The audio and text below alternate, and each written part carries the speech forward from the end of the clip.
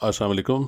मैं हूँ बाबर इकबाल और मैं आपको आज पासपोर्ट रिन्यूअल का प्रोसीजर बताना चाहता हूँ उन लोगों के लिए जो पाकिस्तान में रहते हैं और जिनके ऑलरेडी पासपोर्ट्स थे और अब वो उनको एक्सपायर होने की वजह से रिन्यू कराना चाह रहे हैं, या वो फॉरेन कंट्रीज़ में रहते हैं और पाकिस्तान आए हुए हैं और अपना पासपोर्ट रिन्यू करना चाहते हैं। उसका बड़ा आसान सा प्रोसीजर है, लेकिन कॉम्प्लिकेशंस तब पैदा होती हैं जब हमें पूरी इन्फॉर्मेशन नहीं होती और फिर पासपोर्ट ऑफिस के कई चक्कर लगाना पड़ते हैं, जिससे काफ़ी टाइम वेस्ट होता है। तो पासपोर्ट अगर आपने रिन्यू कराना है तो उसके लिए आपको माइंड में ये रखना होगा कि आप 5 साल के लिए कराना चाहते हैं या 10 साल के लिए। तो अब तो मैं समझता हूँ जिन्होंने आगे फ्यूचर में भी ट्रैवल करना है तो उन्हें 10 साल के लिए पासपोर्ट अपना रिन्यू कराना चाहिए, क्योंकि फ़ीस में इतना कुछ ज़्यादा फ़र्क नहीं है। तो पासपोर्ट की जो फ़ीसेज़ हैं वो मैं आपको इस पेज पे बता दूंगा। वैसे मैं नॉर्मल अगर बताऊँ तो 36 पेजेस का जो पासपोर्ट है जो 5 साल के लिए रिन्यू होता है उसकी 3000 फ़ीस है, और 10 साल के लिए जो है उसकी 4500 ₹4500 उसकी फ़ीस है। तो इसी तरह अगर अर्जेंट कराना चाहते हैं इसी पासपोर्ट को तो 5000 रुपये है, और 7500 रुपये जो है 10 साल वाले पासपोर्ट की है। तो इसकी मैं डिस्क्रिप्शन भी पेज में डाल देता हूँ ताकि आपको पता चल जाए। और इसके अलावा पासपोर्ट रिन्यूअल के लिए जो डॉक्यूमेंट्स रिक्वायर्ड हैं उसके ऊपर हम बात करते हैं। तो प्लीज़ नोट करें कि जो डॉक्यूमेंट्स रिक्वायर्ड हैं पासपोर्ट रिन्यूअल के लिए वो क्या हैं।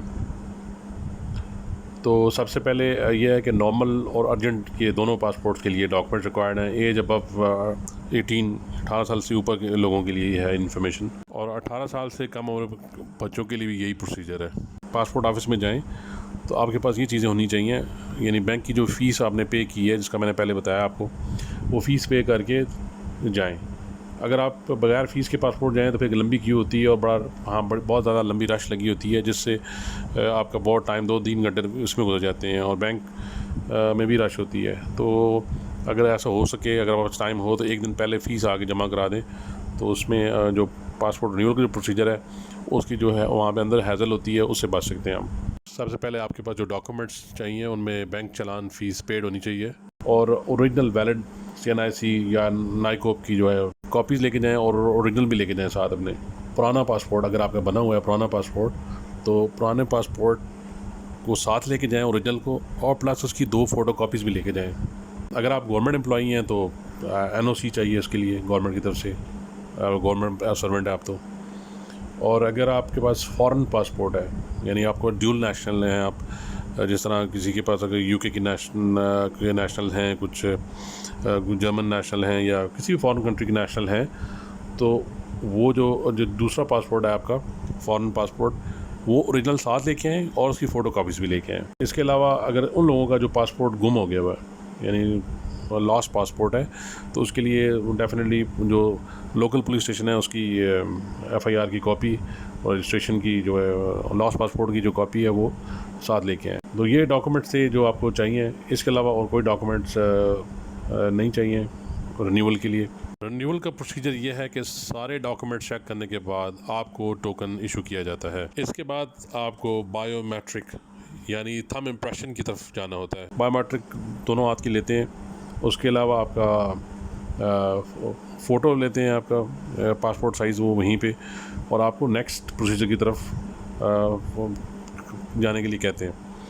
तो नेक्स्ट जो है वो यही है कि आपके पास जो डाटा एंट्री होती है, में आपको अपना जो डाटा है उसमें एड्रेस में मेनली आपका एड्रेस है और आपका नाम है और आपकी जो डिटेल है वो परफेक्टली फ़ाइन होनी चाहिए, उसमें कोई मिस्टेक नहीं होनी चाहिए, क्योंकि अगर उसमें मिस्टेक हुई तो ज़ाहिर है वो उन्होंने लिख के भी रखा हुआ है कि उनकी ज़िम्मेदारी नहीं होगी। तो ये आपने खुद देखना होता है कि उसमें मिस्टेक ना हो। इसके बाद आपको असिस्टेंट डायरेक्टर साहब के रूम की तरफ जाना होता है, जहाँ पे आपको सारे डॉक्यूमेंट देखने के बाद फाइनल प्रोसीजर, यही फाइनल प्रोसीजर है, वो इसकी अप्रूवल देते हैं। जो आपके पास टोकन होता है उसके पास स्टैम्प लगाई जाती है या सिग्नेचर किया जाता है, और वो आप वहाँ से फ़ारिग हो जाते हैं, यानी आपका ये प्रोसीजर मुकम्मल हो गया। अब अगर आपको अपना पासपोर्ट कलेक्ट करना है तो कलेक्शन का तरीकाकार यही है कि आपको ब्रांच के अंदर ही जाना होगा, दोबारा जाके वहीं से जहाँ से आपने सबमिट किया पासपोर्ट वहाँ से कलेक्ट कर सकते हैं। अगर आप उसको ट्रैक करना चाहते हैं तो ट्रैकिंग की कोई ऑप्शन नहीं है, आप ट्रैक नहीं कर सकते। और ना ही कोई और तरीका है कि आप पासपोर्ट, हाँ अलबत्ता आप ब्रांच में फ़ोन करके कर सकते हैं, लेकिन वो बड़े रेयर चांसेस होते हैं कि आप रिप्लाई हो वहाँ से। तो बेहतर यही है कि आप 15 दिन का इंतज़ार करें और अपना पासपोर्ट कलेक्ट करने के लिए जाएँ, या यूजुअली आपको वो मैसेज भी आ जाता है जो नंबर आपने दिया होता है। और आखिर में मैं आपको ये कहना चाहूँगा कि अगर आपको वीडियो पसंद आई है तो आप वीडियो लाइक करें, सब्सक्राइब करें और शेयर करिए। बहुत शुक्रिया।